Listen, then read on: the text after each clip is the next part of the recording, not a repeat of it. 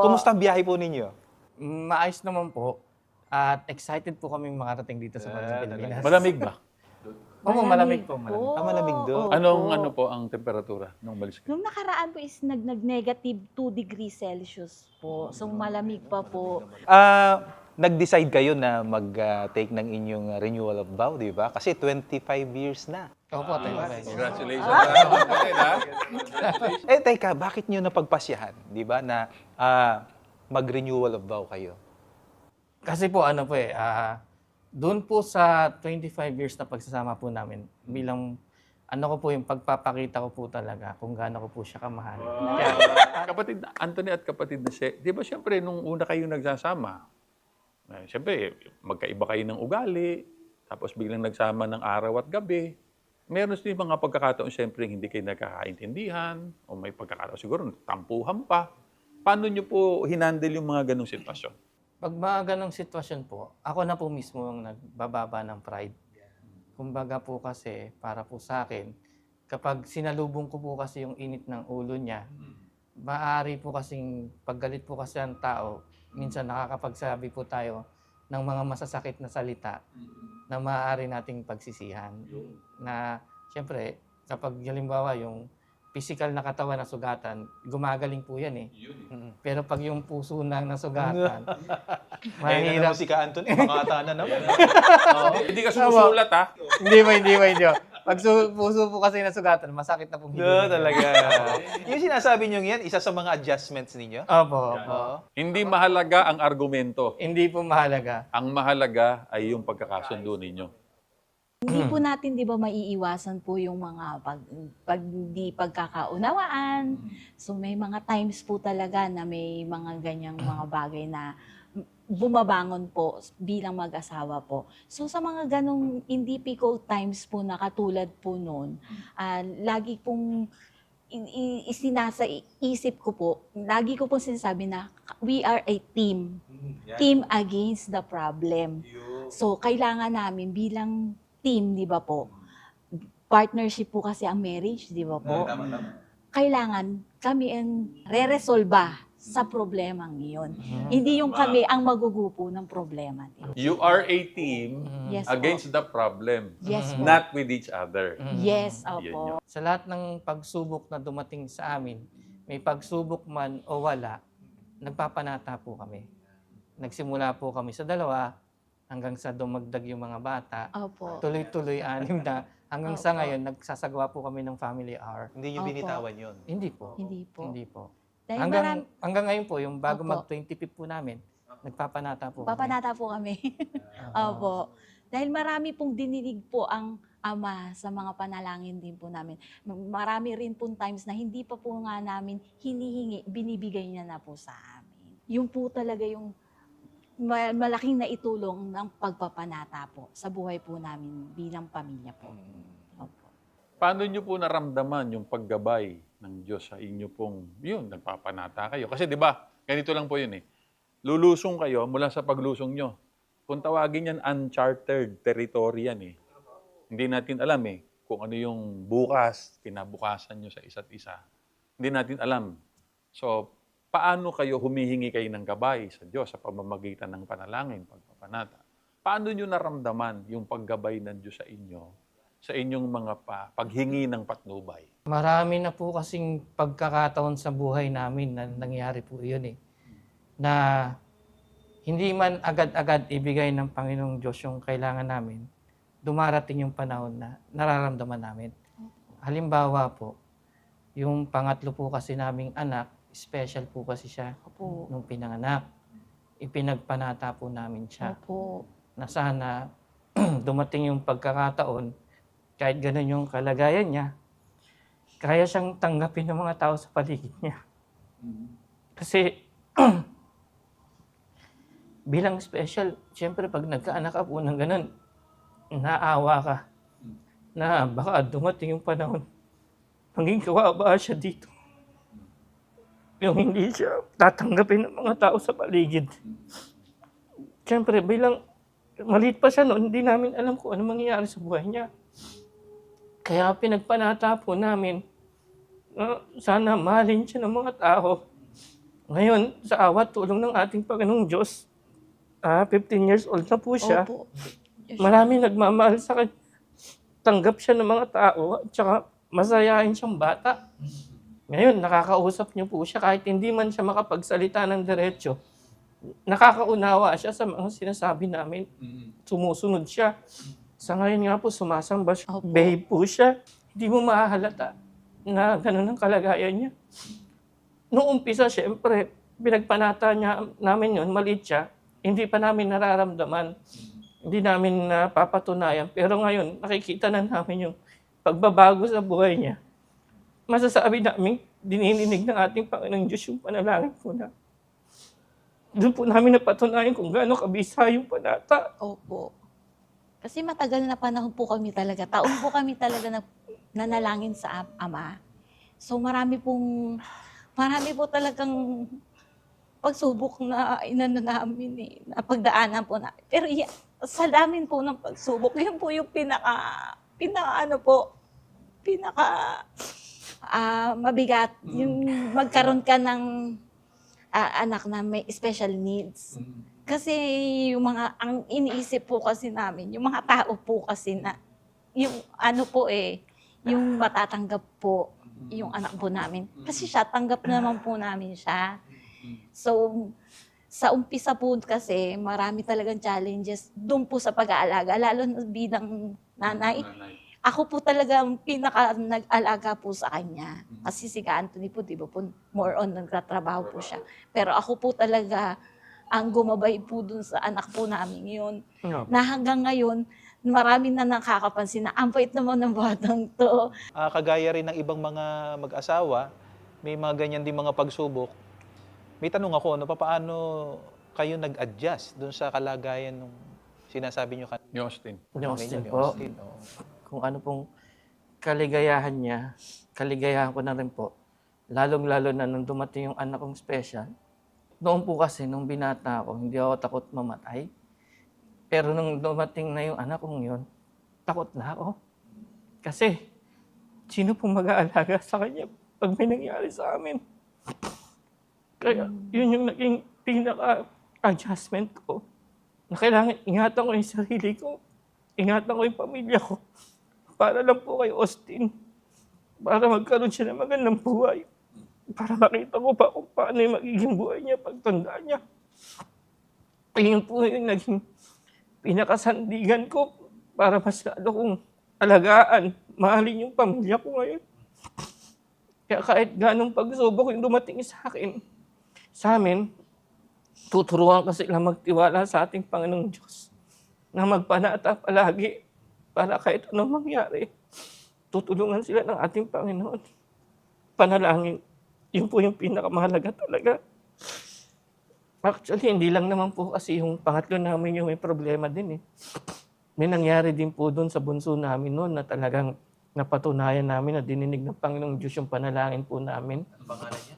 Chanel Si po. Chanel Yung din bunso po. po namin, si Chanel. Opo, kasi po nung pinanganak po siya, 1 linggo lang po namin nalaman na meron po pala siyang sa sikmura. Intestinal malrotation. So yung laman loob niya po sa katawan, nagpaikot-ikot po. Yun po yung naging problema po niya nung pinanganak ko po. Opo. So parang binigyan na po agad ng taning na hindi na po mabubuhay yung bata. Nalangin po kami sa Panginoong Diyos, sa ating Ama. Ayun, nakayanan niya po yung operation po. Kasi ngayon po namin, kasi nangyari po nung challenge din po yun sa amin eh. Hindi po namin makakalimutan. Kasi si Chanel po, nung kakapanganak po namin, 1 week old pa lang po, lalabas na po kami sa ospital.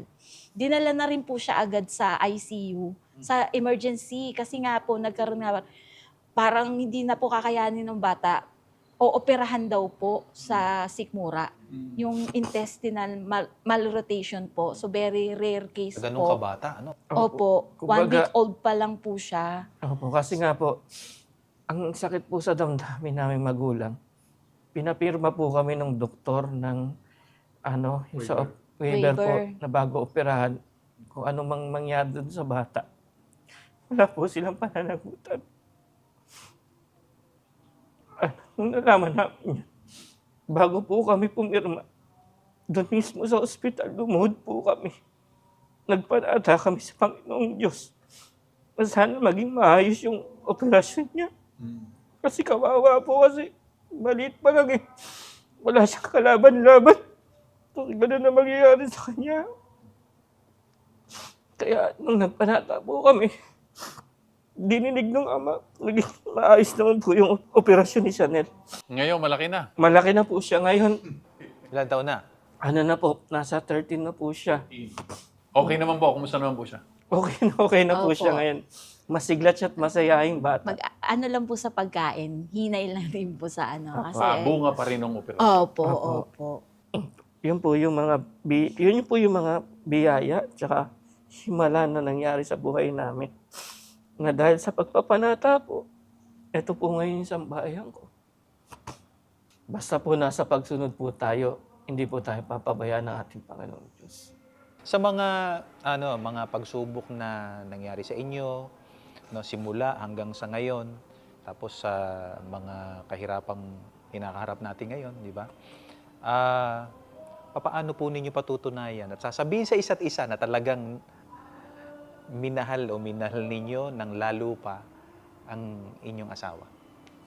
Masasabi ko lang po kay Ka Cheryl na maraming salamat sa pag-aalaga mo sa amin. Sa akin muna, ang pagpinagpapasalamat ko, ikaw yung naging sandigan ko kapag nawawalan ako ng pag-asa. Yung pinanghihinaan ako ng kalooban kasi alam mo minsan, sa ating dalawa, ikaw nga yung matapang, ikaw yung malakas ang loob. Pinapayuhan mo ako, sinasabihan mo ako na dapat ganito gawin mo. Dapat maging matatag ka para sa amin. Dapat maging matibay ka. Ikaw kasi yung padre ng pamilya, ikaw yung nangunguna sa amin. Pag mahina ka, manghihina din kami. Yun ang lagi mo sinasabi sa akin na nag-i-inspire para lumakas ang loob ko. Gawin ko yung makakaya ko. Makapag-provide sa inyo. Maalagaan ko yung mga bata. Maturuan ko sila na mahalin ka at respetuhin ka. Respetuhin tayo bilang mga magulang. Para sa ganun, kapag nagkaroon na sila ng sarili ng pamilya, ganun din yung gagawin nila sa mga pamilya nila. Na ikaw yung naging impluwensya nila para makahanap rin sila ng mapapangasawa nila na katulad mo. Maraming salamat sa mga pagsasakripisyo mo sa pamilya natin.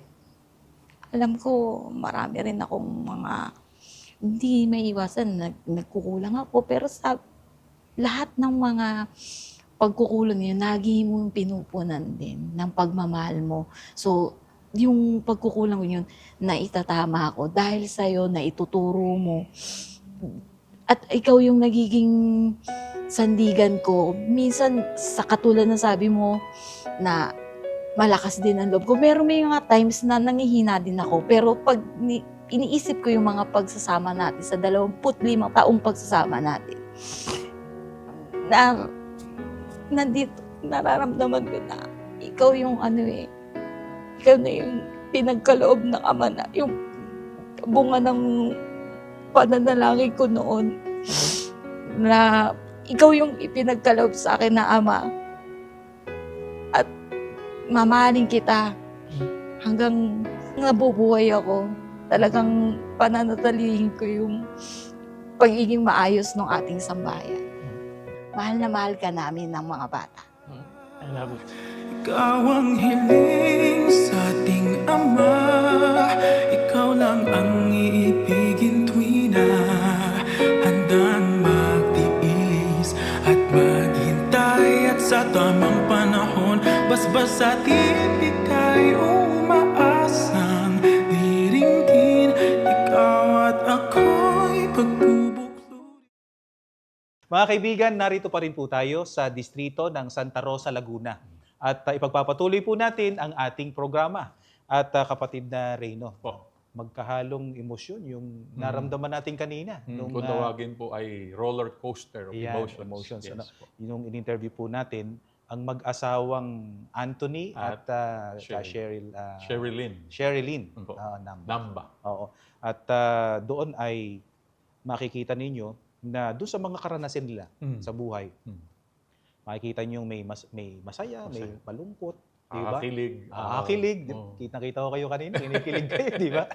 At nagsikap sila na patunayan sa isa't isa na sa kabila po ng mga adjustments na ginawa nila. Mula pa lang nung sila nagliligawan, nung sila maging magkatipan, at nung sila ay maging mag-asawa na at magkaanak, karoon pa ng mga trabaho, nandun yung mga adjustments di ba? Ginawa nila yon para patunayan yung kanilang pag-ibig sa isa't isa. Kaya naman tumagal yung kanilang pagsasama. Relasyon ng 25 years. Kagaya ng maraming mga Going strong. mag-asawa, Yes, di ba? Apo. Ngayon, kapatid na Reyno, bakit ba dapat na sikapin ng mga mag-asawa na lumawig ang pagsasama nila bilang mag-asawa? Ano bang batas po ng Panginoon Diyos tungkol sa nilalang niyang pag-aasawa?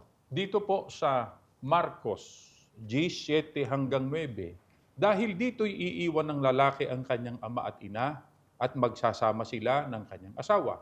At sila'y magiging isa, kaya't hindi na sila dalawa kundi isa. Ang pinagsama ng Diyos ay huwag paghiwalayin ng tao. Bagamat sa talatang binasa po natin, ang binabanggit ay lalaki. Subalit ito po ay para din sa babaeng may asawa. Ang sabi po sa talatang binasa natin, ito po ang batas ng Diyos, iiwan ang ama at ina at magsasama sila ng kanyang asawa. Kaya tama po yung ginawa ng ng kapatid na Anthony, kapatid na Sherlyn, Opo. na iniwan nila ang kanilang mga magulang at sila ay nagsama. Nagsarili bilang mag-asawa. At sila, sabi ng Biblia, ay itinuturing na ng Panginoon Diyos na iisa na lang. Opo, hindi na sila dalawa. Kaya dahil doon sa ganung kalagayan, kapatid na Reyno, magandang mabanggit natin at ipaunawang mabuti sa ating mga kaibigan kung gaano kahalaga yung itinatag ng Diyos na pag-aasawa. Ano ba ang mahigpit na ipinagbabawal po ng ating Panginoon Diyos sa pinagsama niya bilang mag-asawa? Sana po napansin ng ating mga taga-subaybay. Ang sabi po doon sa talatang binasa natin, ang pinagsama ng Diyos ay huwag paghiwalayin ng tao. Kaya sa mag-asawang Iglesia ni Cristo po, tumuturo ng banal na kasulatan, hindi po option ang divorce o ang paghihiwalay. Sapagkat mahigpit ang bilin ng Diyos, ang pinagsama ng Diyos, huwag paghiwalay ng tao. At yan, mga kaibigan, kapatid na Reyno, ay mahigpit na ipinatutupad po ng aming pamamahala sa loob ng Iglesia ni Cristo. Opo. Ang ukol po dyan, walang divorce. Kaya kahit na may mga bansa na ipinatutupad yan, pwede yan sa kanila, yung divorce. Opo. At kahit pa ipatupad po yan dito sa ating bansa, kailanman ay hindi pasasakop ang Iglesia ni Cristo sa ganyan, sapagkat lumalabag po yun. Mas mataas po kasi ang pamantayan ng batas ng Panginoon Diyos kaysa po sa batas ng alinmang gobyerno dito sa mundo. Bakit po ganun, kapatid na Reyno? Opo. Hanggang kailan po ba nawawala yung o nakakalag? Yung, sapagkat may itinali sa mag-asawa. Kailan po makakalag yun? Ang tanong po ninyo, kapatid na Dindo, ay sasagutin po ng talata ng Biblia dito po sa Roma 7:2. Sapagkat ang babae na may asawa ay itinali ng kautusan sa asawa samantalang ito ay nabubuhay. Dadapwat kung ang asawa'y mamatay, ay kalagna sa kautusan ng asawa. Mga mahal naming taga-subaybay, bagamat ang binabanggit o pinatutungkulan naman po dito ay babae, subalit ito po ay aplikable din at batas din po ng Diyos para po sa lalaking may asawa. Sana po napansin ng ating mga taga-subaybay, kapatid na Dindo, ang sabi po sa talata ng Biblia, ang masusunod po, hindi po yung lalaki o kaya yung babae. Ang masusunod po ay ang kautusan ng ating Panginoon Diyos na itinali po sa kanilang dalawa nang sila'y ikasal. Bagaman, kapatid na Reyno, talagang may kautusan ng Panginoon Diyos na talagang sa dalawa na mag-asawa, ang binibigyan ng otoridad sa kanilang pagsasama ang lalaki. Di ba? Pero sa kanilang pagsasama bilang mag-asawa, ang dapat na masunod po ay ang kautusan ng ating Panginoon Diyos. Di ba? Hanggang kailan po ang bisa nun? Ang sabi po ay samantalang ang asawa'y nabubuhay. Kaya ang pag-aasawa po ay isang panghabang buhay na kasunduan po ng dalawang partido na nagkasundong mag-asawa. Yung tinatawag na lifetime commitment. Yes po. Di ba? Kaya nga yung mga gusto nang lumusong sa buhay may asawa eh. Yan. Ang tanong nila sino kaya ang ka-forever ko? Ayun. Di ba? Forever, di ba? Yes. Panghabang buhay. Apo. Habang sila ay Narito buhay. at nabubuhay. O kaya nga, mga kaibigan, lalo na sa panig ng mga lulusong na sa pag-aasawa, Apo.